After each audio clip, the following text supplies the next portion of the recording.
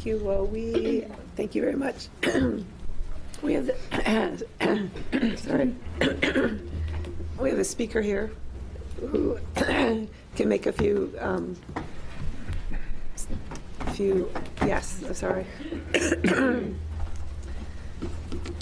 few closing remarks, and we will see if there's any burning questions for anyone that's been on the panel before we adjourn. We also are going to do a very quick work session on Senate Bill 58. Thank you so much, Mike.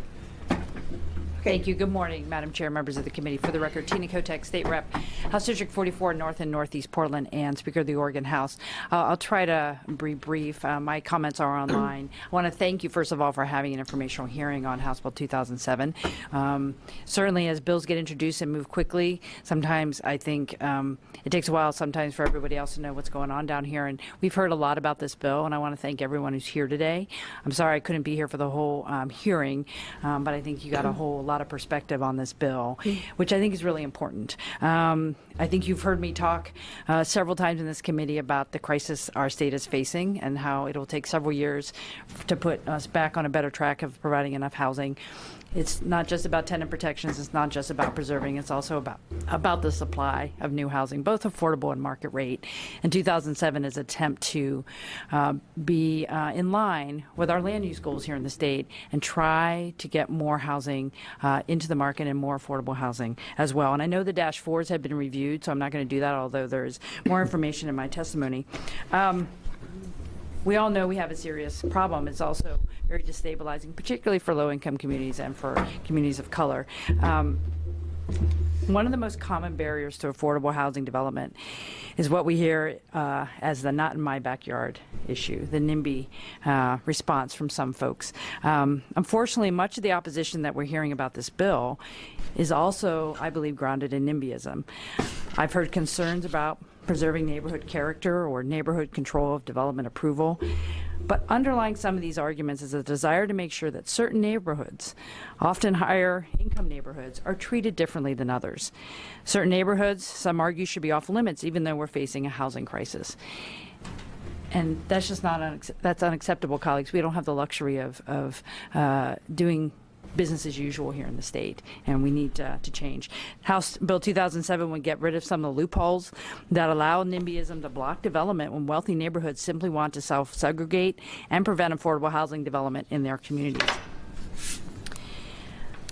I want to specifically address the change in the Dash 4 to the automatic protections granted by the National Historic Designation process, which has become one of the more controversial elements of the bill. First, I think it's really important that we all acknowledge that historic districts can create barriers to building housing. I think you've heard some of that today. Some opponents of the bill have argued that historic districts should not be considered, quote unquote, a supply issue. But the reality is that any land use regulations that create barriers to infill development or more dense development are a supply issue.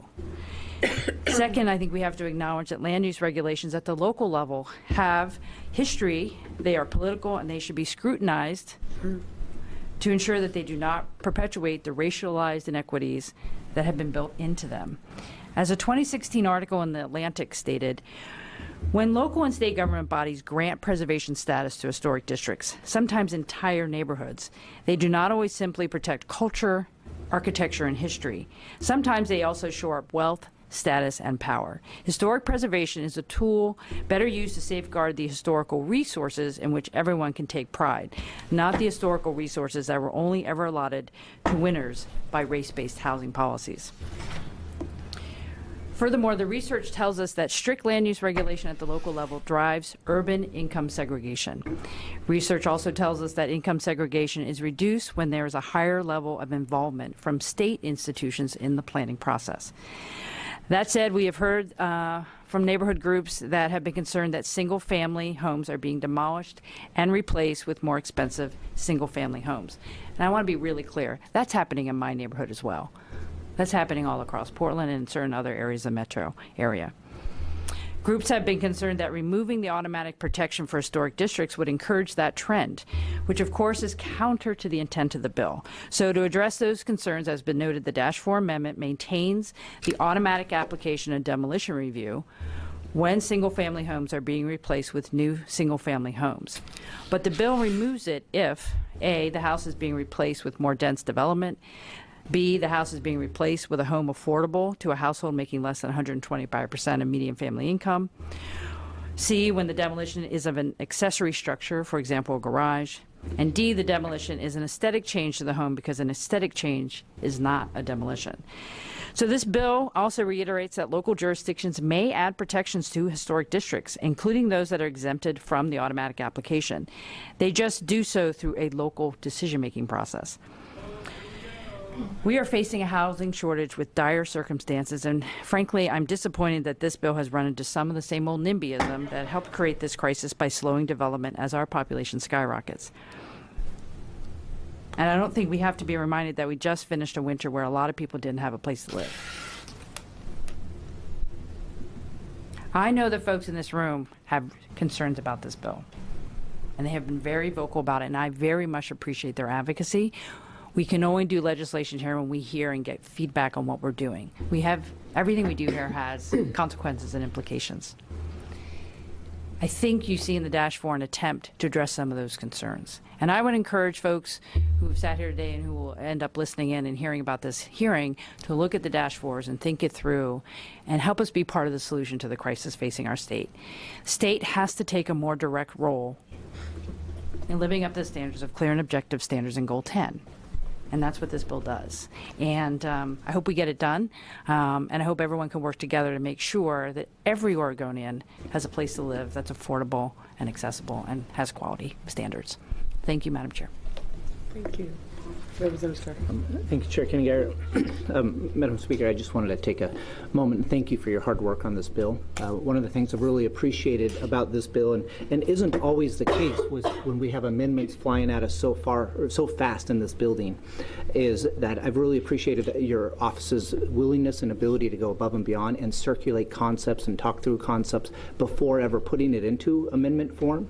I appreciate the work on the Dash-4. So I just really have been in awe with this bill, despite that some people felt like it came and went really quick. My experience with what your office has done with this bill in this building has been very open to dialogue and worked really hard to make sure people had a voice into that process. So thank you. Thank you, Madam Chair. Representative Stark, thank you. And I also want to thank our housing staffer in my office, Taylor Smiley-Wolf. She's been doing all of the work to make sure we understand the concerns and try to address them. So I want to thank her publicly. Thank you. Are there any burning questions? One thing, Madam Chair, I don't see Dash-4s in OLIS. Oh, yeah. So I'm sorry because you were at the legislative breakfast and you were late, but it's on the committee agenda for today. Okay. Because it's unusual in that we're having an informational hearing on a bill that's not in our committee. Okay. So it's not, yeah. So you'll see the Dash-4 as well as the summary. As well as whatever testimony was presented by people that were on the panel today. And Madam Chair, if I may, and it's a really good point, and I really do, again, appreciate the informational. I think when bills get to Ways and Means, they sit for quite a while, and they won't have as much vetting there. At this point, our intention is the bill would be amended with the Dash-4. When we're able to move it, it will have some fiscal attached to it to do some of this work, and our goal is to get it moved and funded with the Dash-4s.